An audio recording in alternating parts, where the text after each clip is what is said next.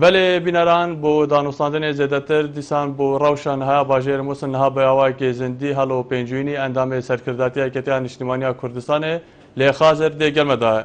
Kakelo demê te baş bît weko diyar ku evro operasyona rizgarkirina Mosul dest pê kir. Du hêzên serekî ku Supayê Iraqî û Pêşmergê Kurdistanê rolê herî serekî û karîger digirin. Firs ew e bejdarbûna pêşmergeyê dê operasyona rizgarkirina Mosul da beramber çi boya yan jemşên bêjin pêşmerge dê çawan ji lay hikûmeta Bexda ve hêta qerebûkirin piştî ku Mosul têta rizgarkirin. ببوورە تەلەفۆنەکەت باش نەبوو ئەگەر پرسیارەکە دوبارەکەیتەوە پرسا من ew bûye ku du hêzên serekî di operasyona rizgarkirina Mosul da beşdarin Supayê Iraqî û Pêşmergê Kurdistanê. Pirs ev e Pêşmergê Kurdistanê beramber çi tiştî beşdarî vê operasyonê de kiriye wate piştî qonaxa rizgarkirinê hikûmeta Bexdadê çi tiştî pêşmergeyê qerebû kir. بێگومان بەشداریکردنی هێزی پێشمەرگە و ڕۆڵی هێزی پێشمەرگە ڕزگارکردنی ئەو ئۆپراسیۆنەی کە ئەمڕۆکە هێزی پێشمەرگە جێبەجێی کرد بە مقابلی دەستکەوتێک نەبوو لەگەڵ حکوومەتی عێراقی بەڵکو بە مقابلی دەستکەوتێک بوو کە لەسەردەستی هێزی پێشمەرگە دەست بکەوێت بۆ میلەتەکەمان کە ئەویش ڕزگارکردنی ئەو ناوچە کوردنشینانە بوو لە سنووری دەلوەرد و حەمدانیە کە پێکات بوو لە سێ گوندی گەورە و مەساحێکی فراوان کە ئەو سێ گوندە لە دانیشتوانی برا کاکەوشەوەکان پێکات بوو جیبە لەوەی کە لە قۆڵەکانی تیشەوە چەندین گوندی کە ڕزگار کراوە کە بە هەمان شێوە ئەوانیش هەر کوردنشینن و ئەمە ئەو ناوچە کوردستانیانن کە دەبێت هێزی پێشمەرگە فریان کەوێ و ڕزگاریان تا و هەتا کورد خاوەنی هێزی پێشمەرگە بێت ناکرێت هێزێکیکە لە جاتی ئەوان ناوچە کوردنشینەکان ڕزگار بکات. بەێ کاکەڵۆ وەکو دیار و تاماشە پێداش بەردەبەرێن هەرێما کوردستانی ئایا پێشمەرگە دێ داخلی سنتەرێ باژێرێ مۆسل بێت یانژی دێ سنوورێکی دەست نیشانکری داڕاوەستت وەک تاماشە پێتی دەڤەرێن ژ دەرەوە ئیدارە هەرێما کوردستانی بتنێ بۆ پاراستنەوەنە. بەڕاستی من نەمبیستووە کە هێزی پێشمەرگە بەشداری ئەبێت یاخو بەشداری نابێت لە ناوچوونی داعش دەستکەوتێکی گەورەیە بۆ میلەتەکەمان بەڵام پێم وان نییە هێزی پێشمەرگە لەوە زیاتر داخل ببێت کە لەو سنوورانەی کە پەیوەندیان بە ناوچە کێشە لە سەربەخان واتە ئەوەی کە متعلقە بە مادەی 140 و لەم ناوچانە پێشمەرگە ڕۆڵی گرنگ و ئەساسیە بنێت لە باقی ناوچەکانی کەش هێزە عێراقیەکانی تر و سوپای عێراق و هەر هێزێکەکەی محلی لە مووسڵ کە هەیە ڕۆڵی خۆیان ئەبینن. بەێ کاکەڵۆ هاتە گوتن کۆ ئەvە هەیەمەکە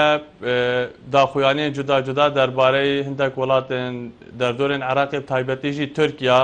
کۆگیالێک ڕژدی لێ چەندێت کرد ئۆپراسیۆنا ڕزگارکردنا مووسڵدا بەشدار بێت لێ ئەڤرۆ ئۆپراسیۆنی دەست پێکرد و تورکی بەشدار نەبووی ئەvە چاوە تێدە دیتم دیت ناتە. من پێم وانە هێزەکانی تورکیا پلان بەشداری بکەن بە مباشر لەبەر ئەوەی کە هەم حکوومەتی عێراقی بە ڕسمی ناڕزایی خۆی دەربڕیوە کە خاوەنی ممارەسەکردنی دەسەڵاتی سیادی عێراقا و لە هەمان کاتیشا بەشێکی هەرە زۆری پێکاتەکانی مووسڵ هاتنی سوپای تورکیان پێخراپە و جگەر لەوەی کە بەشێکی زۆریش لە هێزە سیاسەکانی کوردستان بە هەمان شێوە تەدەخڵکردنی سوپای تورکیان لە پرۆسەی ڕزگارکردنی مووسڵا پێخراپە وڕەتی ئەکەنەوە و دانەوەی نێودەوڵەتیش بە هەمان شێوە هیچ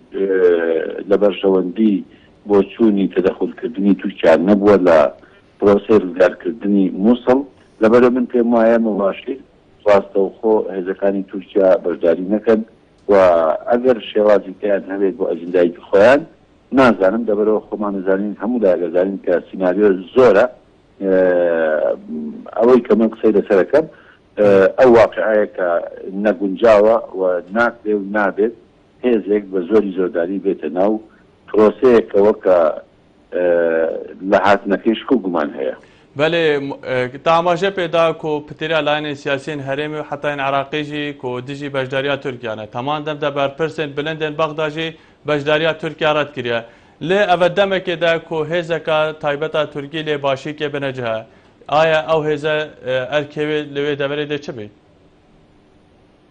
ببوورە تێنەگەشتم لە پرسیارەکەت. پتریا پارتین سیاسیین هەرێما کوردستانی و بەرپرسên بەغداژی بەشداریە تورکیا ئۆپراسیۆنێ دارات دکەن لێ هێزەکە تایبەتە تورکیا لێ باشیکێ بنەجهە ئەرکەوێ هێزن هات لە باشی چییە؟ لە ڕاستی نازانم ئەو هێزە کە لەوێ جێگیر بووە کاتی خۆی ممکنە بە ناوی کردنەوەی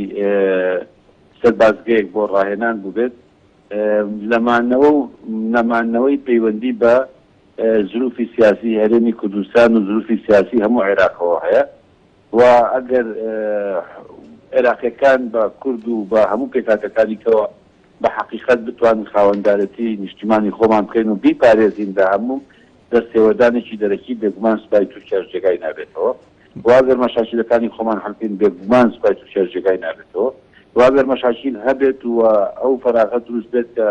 سوپایەکی و سوپای تورکیا یاخود سیاسەتی تورکیا بێت سوودی لێ بێت ئەوە ممکنە دۆخەکە بە جۆریشکە بڕوە. بەڵێ بەڕێ ساڵ و پێنجووی ناگەر پرسا دوماهیان بکەن کۆ هین وەکۆ ئالین سیاسی و دیسا هەم ئالین سەربازیژی چێ پلانێکە بۆ ڕزگارکردنا وی خەلکێ سڤێلێ دناوا سنتەرێ مووسڵ دامای ئەگەر هاتۆ داعش دێشکەستنادا بەردەوام بێت چارەنوێسی وڵاتیان مووسڵ دێ چ بێت تایبەت کورد و ئالین دی. بەڵێ بەڕاستی بەڵێ بەڵێ بەڕاستی ئەتوانم بڵێم خەڵکی سڤیلی مووسڵ ئێستا لەو پەڕی تەنگانە و ناخۆشیان و یەکێکیش لە کێشە گەورەکان ئەوەیە کە هیچ ڕێگا و دەرەتانێکیان نییە بۆ ئەوی دەرباز بن و تەوق دراون بە هێزەکانی داعش کە ڕێگایان پێ نادات بە هیچ شوێنێکەوە ئەوانە ڕوو بکەنە هەرێمی کوردستان یاخو ڕوو بکەنە سوپای عێراقی یاخو ڕوو بکەنە هەر جێگایەکی کە بیانێ خۆیان لە مەیدانی شەڕ دوور بخەنەوە و تاک و زیانیان پێ نەگات بۆیە کە ئەوڵۆقە دراون بە هێزەکانی داعش و ڕێگایان پێ نایرێت بۆ ئەمە کارەساتی مرۆیی لێکەوێتەوە یاخود هێزەکانی داعش بیانێت وەکو درا بەکاریان بێنن یاخود مامۆبوون و هیلاکبوون و زیان گەیاندن و ئازارگەیاندن و لە ناوچوونی خەڵکی سڤیلی لێکەوێتەوە بۆیە کە ترسێکی زۆر زۆر لە ناو دڵ و دەرونی دانیشتوانی ئێستای مووسڵا هەیە خەڵکە سڤیلەکە و ئەوان هیچ متمانەیەکیان بە دەسەڵاتی داعش نەماوە و ئەوان چاوەڕوانی ڕۆژی زۆر ناخۆش ئەکەن و تەنها ئومێدێک کە هەیان بێ ئەوەیە کە ڕێگایەکیان بۆ بکرێتەوە کە بتوانن بەرەو سنووری هەرێمی کوردستان یاخود بەرەو سنووری ژێر دەسەڵاتی سوپای عێراقی بڕۆن کە لە هەموو جێگایانە هەموو ئامادەکاریێکیان بۆ کراوە بۆ پێشوازیکردن و دروستکردنی کەمپ و پێداویستە سەرەتاییەکانی کە بۆ ئاوەرە دابینێت. بەڵێ هەڵۆ پێنجوینی ئەندامێ سەرکرداتی یەکەتیان نیشتیمانیا کوردستانê lê mihwarê xazê dê gelme dabû gelek spas ku tu gelme dabûyî.